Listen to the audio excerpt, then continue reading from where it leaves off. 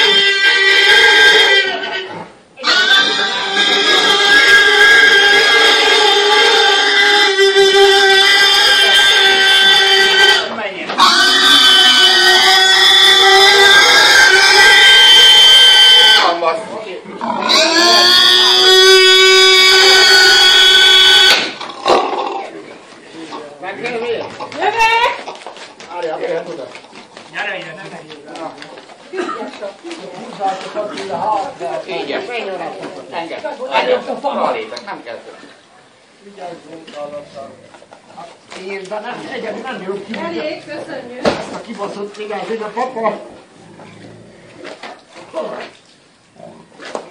Mondom, hogy vigyázz!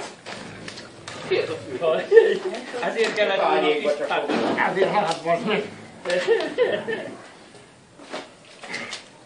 Van ám benne még indító. Megyünk rám vele! Elég ennyi papa, nem?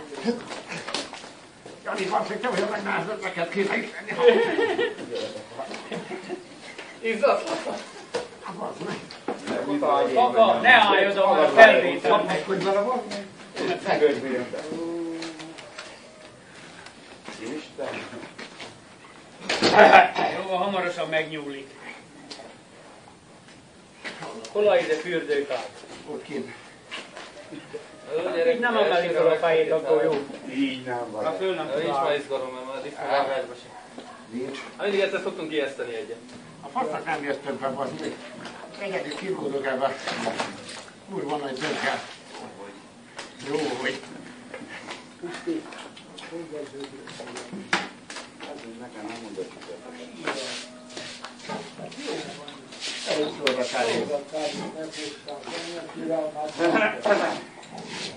Nem? Ügyes voltál, Jani.